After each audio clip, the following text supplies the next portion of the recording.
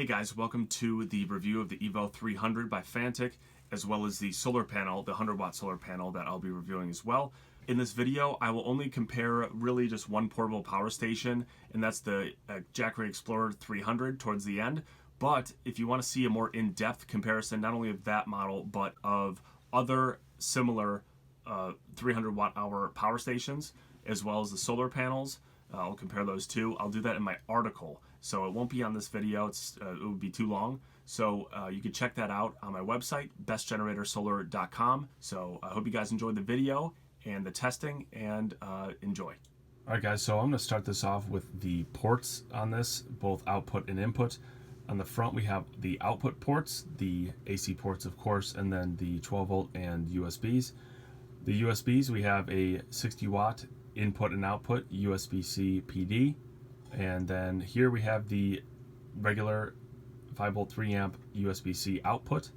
We have a quick charge 3.0 USB-A capable of up to 18 watts of output, and then this is just a standard 5-volt 2.4 amp USB-A. Now the 12 volts here, we have a car port right here that has a 12 volt 10 amp output, and then we have two DC 5521 ports, and they're both capable of 60 watts each maximum. Next here we have the AC ports, capable of 300 watts continuous for the whole thing and 600 watts surge. So that's the front. Obviously the massive LED screen or LCD screen with some pretty basic reading here. So we have the battery percentage, we have the icon for the battery percentage, we have the output, input wattage, the time until the battery runs out for output, and then the time until it's done recharging for the input. Now we'll turn it over and then discuss the two inputs included. The two inputs are located on the back right side, and this one is an Anderson power pole, and this is capable of 12 to 30 volts and 120 watts maximum. And the same goes for the 7909 input, which is, I think it's similar to a Jackery style input. It is also capable of the 120 watt maximum.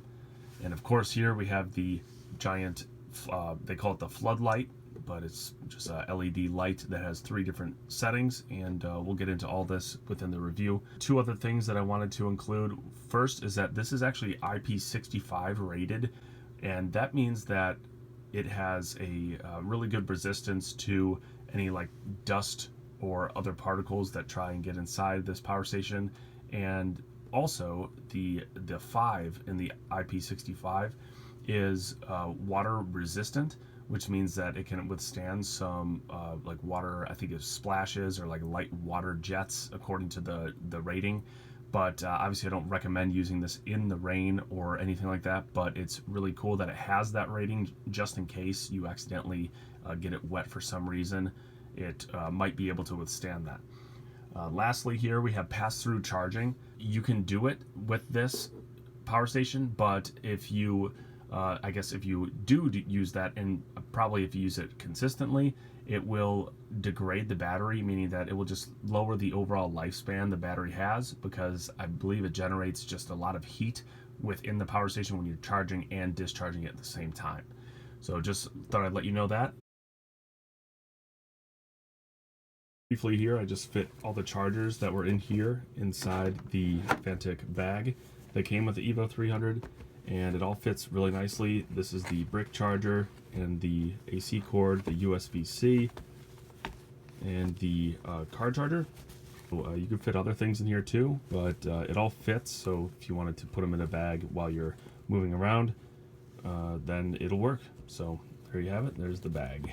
All right guys, so I'm gonna connect the USB-C, the USB-C cable that came with the Fanttik.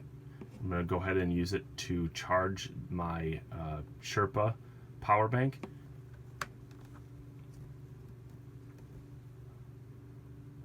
Okay.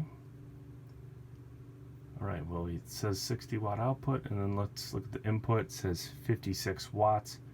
It's going to be pretty small on your screen, but I'm reading 56 watts coming into the Sherpa. Alright, now I just moved the USB-C to the 5-volt 3-amp one, so hopefully we'll get up to 15 watts charging the Sherpa. All right, that one's in. Okay, maybe I have to hit this DC. Okay, so that's good to know. Initially, when I was using this for just the USB-C PD, I didn't have to turn on the DC on and off switch, which shows the button or shows it as an icon on the screen. But when I use this port, I have to press this button in order to activate the DC section, which is the 12-volt ports, all the section over here. So we can see here that we have 12 watts coming in to the Sherpa. My Sherpa, it looks like you can allow up to 15 watts from this port, but my Sherpa, as you'll probably see with the USB-As, that even with a quick charge 3.0 that I think allows at least 15 watts, it only allows 12 watts in from ports other than a USB-C PD. I don't know why. All right, last test for the USB-Cs. I got some earphones. They take low wattage, but they connect through USB-C. Well, I'm gonna go ahead and turn on the DC port. So turn that on. I'm gonna connect the USB-C here. There we go, okay. All right, so you could see it adjusted and it said it has a 60 to 62 watt output, and these only need 1 to 2 watts to charge.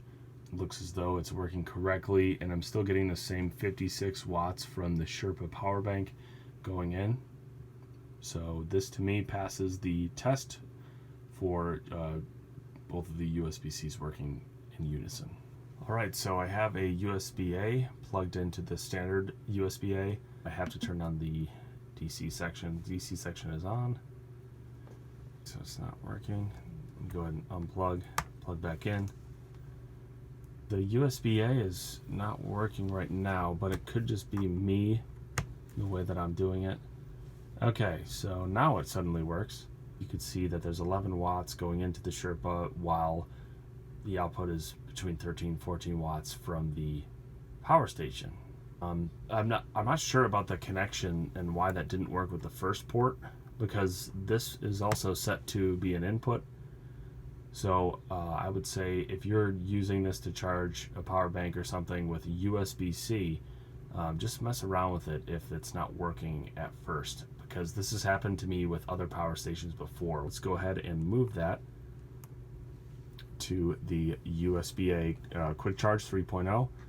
Now the Sherpa's only going to take in probably a maximum of 12 watts. I have not seen it with a USB-A take in more.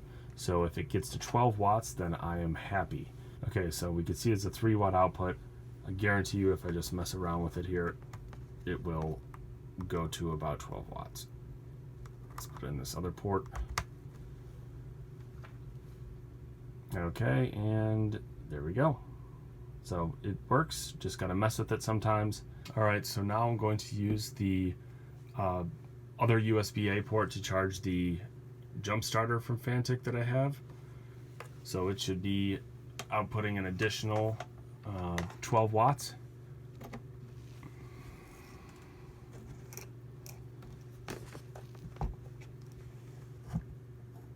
All right, so we got it plugged in. Says we got a 29 watt output. All right, now I'm charging everything from the USB-A ports. I got my earbuds. They only take 2 watts from this. The other USB-A is charging my phone. I got 60 watts that should be coming into the Sherpa over here, and then the 15-ish watts should go into the jump starter that I have here. We should be looking for about 85 watts coming out of the EVO 300. So I'm just going to go ahead and turn on the DC ports and see where we land.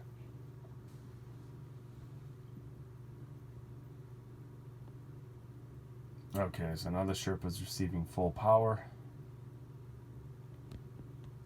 Everything is working according to their specifications, and that is a good sign for me. Now we'll move on to the other DC ports here. We have the car charger port, and then we have the 2 DC 5521 ports.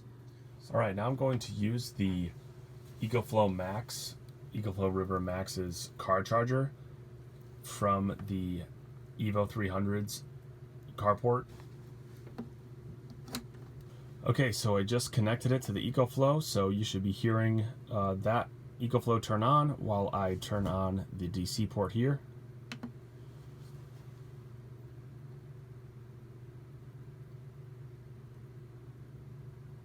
Six. Okay, EcoFlow just turned on.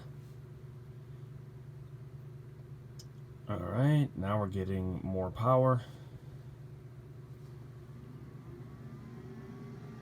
Okay, that's a lot of power. Okay, that's a huge input. That's awesome. So this is awesome because that to me shows that it's regulated. So this says it's 12 volt 10 amp, but since it's outputting 138 watts and there's 125 coming in here, that means that there is an increased voltage coming out of this carport, and that's the best I've seen any car charger work. The highest that I've been able to output, I think, was from the EcoFlow. Actually, it was 116 watts. So this is impressive to me. There you have it for the car charging test.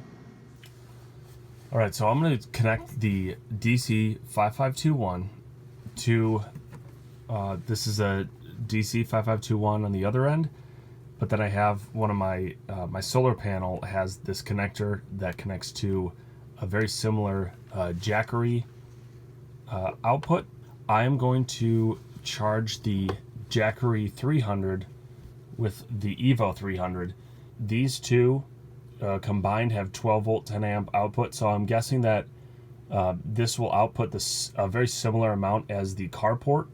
The Jackery will not exceed 90 watts of input. So let me go ahead and just test it out and see how it does.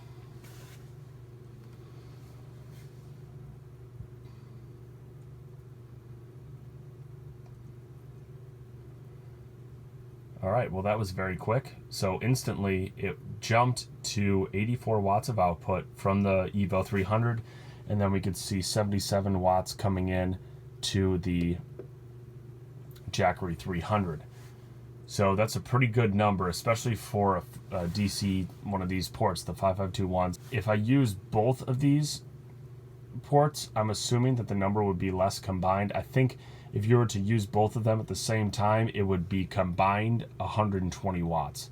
So having 84 come out of just one of the ports is pretty significant. But okay, for the AC charging test or output test, I'm going to be doing something simple. I'm just going to take the charger that's meant for the EcoFlow River Max, and I'm going to attempt to charge the EcoFlow from the EVO 300. This can take in up to, I don't even know, maybe 400 plus watts from the wall, but maybe it'll regulate the amount of power that can be taken from the Fanttik. Otherwise, we might have an overload of energy output from the AC port. So let's go ahead and test it out. Okay, so I have everything connected. Just as a, I guess I have to say this, I don't know if I do, but I wouldn't try this at home. It's obviously kind of dumb to charge a power station from another, but I guess I just kind of have to legally say that, just so no one actually does this at home. But yeah, let's go ahead and test this out, see how much AC power we can get. You can see I just turned on the AC button. Might take a second. Okay. All right, now we have a 0. Okay, we have E17. Let's go ahead and remove this. Let's review what E17 means, and then I'll get back to you. Okay, guys, so the E17 error right here, the second one from the bottom, says AC 110 volt input or short circuit. And then it says to recover it by pressing the DC button. So I'll go ahead and press it. Looks like it went away. Display button, and then press the DC button.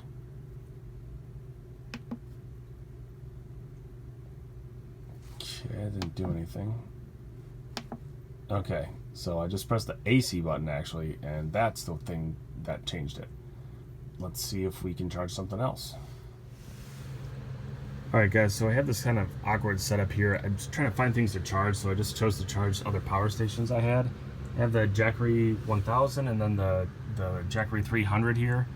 I'm going to charge them via a power strip. I also have this TV that's not being used that takes in a decent amount of power. So I'm going to start just by turning on the TV, which is already connected. Okay, so we just hit over 100 and now it's hovering around 53 watts, 52. Okay, so now it's safe to charge the Jackery 1000.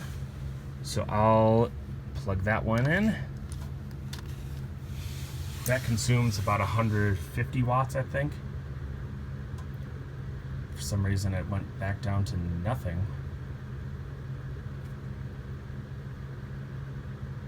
Okay, randomly went to 260. As you can see, the input on the Jackery is only 144, and the TV is on. So at about 204 watts, this thing can take in just anything under 300 watts continuously. But we're gonna go ahead and charge the Jackery 300 now. And let's see what number we get from here.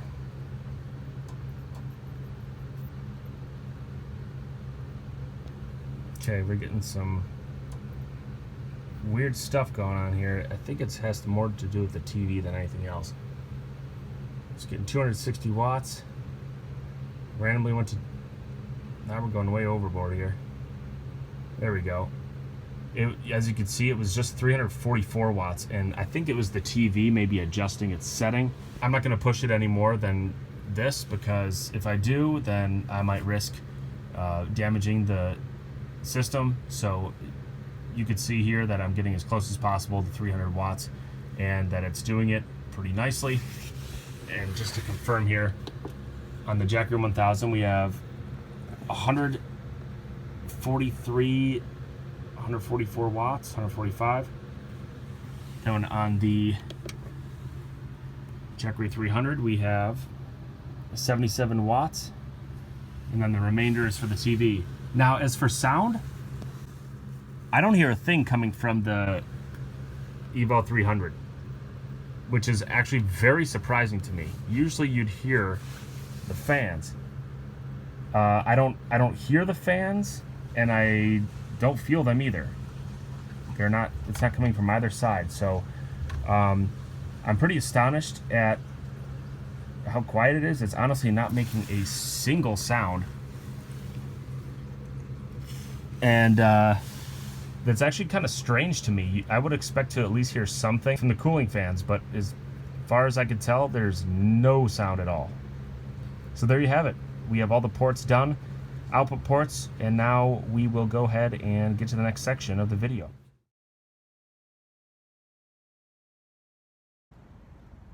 All right, so for the solar test, I just have the solar panel right here. I connected the other end, and now we're going to connect the Anderson into the input port. The weather outside right now, it's about 50 degrees, and I have a little obstruction here. If you can see, there's quite a bit of branches here, but the sun's pretty high in the sky, and I don't think the branches are going to be that huge of a factor in terms of taking out a little bit of the power, but everything looks pretty good so far, so I'm going to go ahead and plug it in. Connect those Andersons together. Let's see what we have here. Let's see if you can see that. 59 watts, pretty windy. Don't know if that makes any difference with the sun. Getting 60. So all I did was make a quick adjustment. I saw 81 watts on here, and then it went to around 74, 75 like we're seeing now. I literally just put it on the table. I think maybe the bottom of the panel was covered by the blankets I was trying to cover the ground with. But yeah, I just stood it up on here. It's got a little higher of an angle than it was before. And then as you can see, the panel right here, and we have the sun pretty accurately perpendicular. But yeah, that was interesting jump nav. It just hit 80 and back down again. But that's really good to see. 81 watts, awesome to see that. That's really good for a solar panel like this. I mean, 80 watts from a 100-watt solar panel in good sunlight or pretty good sunlight is really good. That's good for a solar panel. 80% efficiency. All right, guys, so we just started charging the EVO 300 with the AC charger, and it's a pretty long AC charger. I'd say it's just like a typical one you'd find in any power station of this size. It's probably about 8 to 10 feet long. It started charging. It started really slow. It was only for like a minute. It was like started at 40 watts, and then the input just slowly increased, and now we're at a steady 82, 83 watts. And yeah, so it looks like it says about 3 hours until it's charged.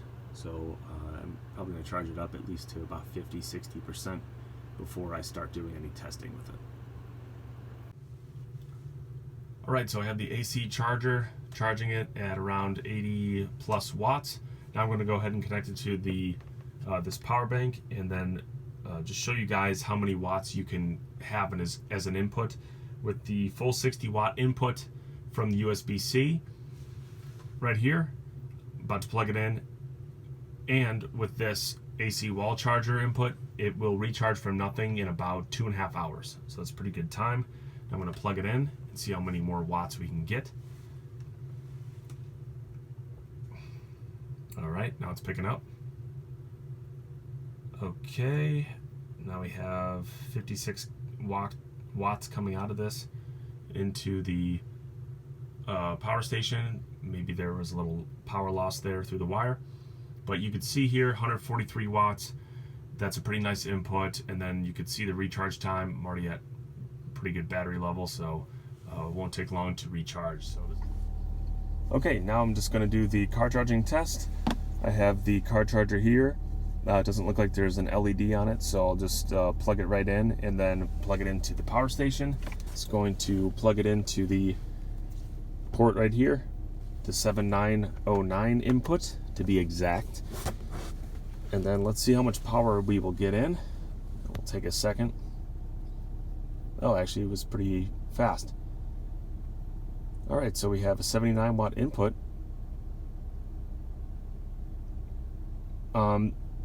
Yeah, it's pretty consistent. At some points it goes down for some reason to like 40 something, but looks like it's remaining. Yeah, see, it goes to like 41, 44.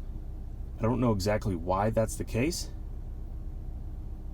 but let's see if it steps it back up.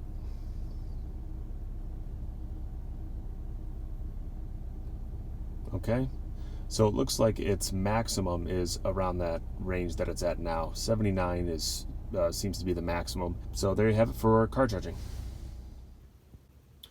All right, so I'm in my office right now. I have nothing on to test the LED light. So I'm gonna go ahead and turn it on, its first setting, and then we'll see how it does. So there you have it. This is the 50% setting according to them. And so that's pretty powerful, but let me go ahead and increase it to the next level, which is the 100%. And there you have a pretty nice increased visual of everything. So, I mean, this would be helpful in my case, like a campfire, like a bonfire in my backyard or something like that, to just light everything up. Even though the fire lights up a little bit, you want to see where your devices and stuff are. So that's where I would use it. But as far as that goes, I'm not going to do SOS. As far as that goes, everything's pretty solid there, and it's a pretty bright LED and actually useful. All right, so overall, this is kind of the conclusion portion of the video. I'll talk about the solar panel first and then the power station. But first and foremost, the solar panel I really liked. I only tested it one time, so I'll have to use it a few more times to really know how it works. But the first test worked great. I got a little over 80 watts from the 100-watt solar panel, and that's really good in my opinion. What I tend to say that anything that gets 80% efficiency in good sunlight is an above average panel, and this one is. So I really like that, and it worked in like 50-degree weather, and it worked. Plus, what makes this a little bit better than for other samples that either I've tested or just that I've reviewed online are a few things. It has these grommets, and they're metal grommets. They're usually on solar panels, but they have them on there so you can hang it up on a car, on pretty much anything that you can hang it up on, you can do it. Next is the actual accessory bag. It actually buckles off. You have to unbuckle it in order to use the panel. I'm not really for or against it. It's kind of weird that I have to unstrap it in order to use it, but you at least have something to put your either devices, but most importantly the solar panel cable in there. The next thing here is the kickstands. So the kickstands have the magnetic connection in it. The bag's blocking it, but that's how they detach and reattach. So that's pretty awesome.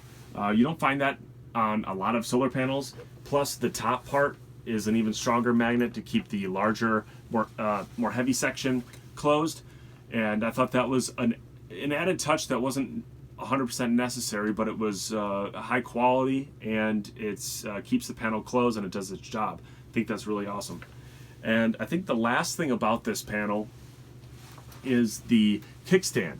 Now I'll unfold it for you. And if you watch the unboxing video, you know this, but it has this very interesting band that's inside the panel. And this actually is very useful because it helps you angle the panel better. For example, my other LED content panel doesn't have that ability. It just has the kickstand.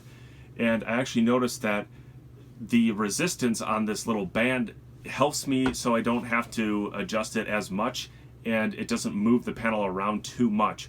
So you know, I know that's being like a little critical, but the little things are what matters in these solar panels, because a lot of them are just the same thing across the board, but its output, that's the most important part, is really good. That's the best I can give you. Now in terms of portability, a lot of solar panels are like this. It's probably very similar to a Jackery. It's not light, it's not heavy, it's very thin, but it doesn't fold up. It only folds up once. So if you're looking to like really carry this around, I wouldn't suggest it. It's really just a short distance carry for portability. The handle's nice. It's just plastic, but it has a handle, so you could move it around a little bit. And I think that's pretty much all I have for this panel. I'm really happy that they sent this to me, because it actually is it helps the power station out to recharge quicker, and I think it's a nice added touch if you were to get this and the power station as a kit. Okay, so the power station, I have a few things that I have written down just to mention. I didn't hear a single fan while I was doing the output test with its maximum, very close to it, around 290, 295 watts of output. I didn't hear a single fan. Now that, and even during the input, when I was solar charging or charging from the wall, I didn't hear one fan. Now that is both concerning but also good if I can figure out what was going on, because all of my other power stations that I've used, they've at least made a little noise from the cooling fans to cool the battery down. Now either this has a amazing cooling system where it doesn't need to turn the fans on for a while, then that's great, but I also don't know if what's going on with the fans, because I'm so used to hearing them. The fact that I didn't hear any noise was pretty outstanding to me. That's something at least to consider. I mean, I'll update you on my progress with this as I continue to use it to see if I start hearing stuff, but no noise, zero noise. I didn't hear one fan on this. So I don't know if that's necessarily a positive point, because I'm just not sure what's going on there, but I just thought I'd say that. The next thing here has to do with the battery cycle life, and it's just not listed. I was sent like a fact sheet, and it didn't say anything about the cycle life of this battery, and that's an extremely important factor that I consider that just shows you the longevity of the system as a whole. And the fact that that wasn't included, it's I just don't know. I have no idea how long it will last. Now I'm assuming, since it uses a lithium-ion battery, that it will be just like normal Jackery or Goal Zero systems, the average 500 cycles to 80% battery capacity. But the fact that I don't know that, that's a slight concern for me. That's it for critiques or whatever.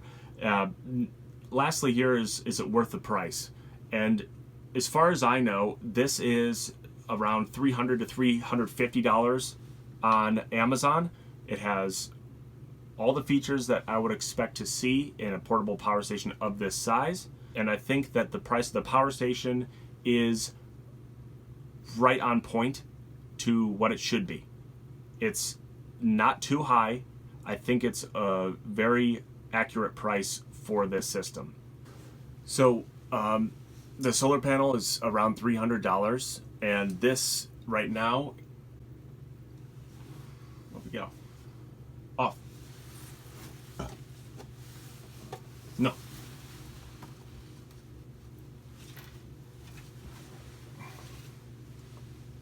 I think that this is an amazing initial release for Fanttik. This is their first series of portable power stations that I know of, and I think they just did a really good job of just hitting a lot of good points. And especially for someone like a critic sort of personality like me, with where I have all these power stations I've reviewed, I really think the solar panel is especially valuable. I know it's kind of pricey, but so are all the other companies that are big names and sell another 100-watt panel. You're gonna find them for a similar price. But this one, the one that I've used with this power station, it delivers the output. The most important fact is that it delivers the output. It has a lot of features that I really like, and I don't see a downside to that panel other than its foldability. My Elegante panel, it folds a little more. It has one additional fold. I think it folds 4 times instead of twice with this one, and it just allows for that extra compactness. Other than that, I love everything about what it can do.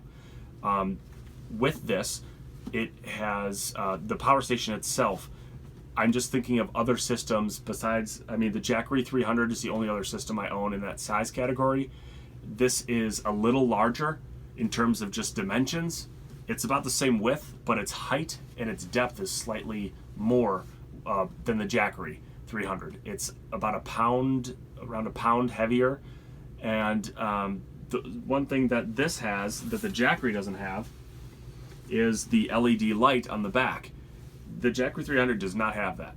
It has pretty much very similar ports. It doesn't have the DC 5521 ports, and it doesn't have the Anderson input. Now, I can't really, it would take me forever to actually go into depth on each critique and compare it to other systems. So I have an article linked below, and it goes into depth by comparing not only the portable power stations, but the panel with other systems like Jackery, like Goal Zero. It goes into depth and talks about is this kit worth the value when you have another kit that's maybe around the same price? Like, what does this deliver that the other one doesn't? So I would check that out on my website below. I hope you enjoyed this video. Please like, subscribe to my channel, and hit the bell notification if you want to see more of these types of reviews. That's what I'm really currently doing on my channel. I think that I'll eventually get into more informational stuff, but that's really just on my website. And comment, what do you guys think about this? This is the first generation of this company in their portable power station product line. Do you trust it? Have you used Fanttik products before? What are your thoughts on this? Just let me know in the comments, and I hope to see you in a future video. Otherwise, that is the end of this review. Take care.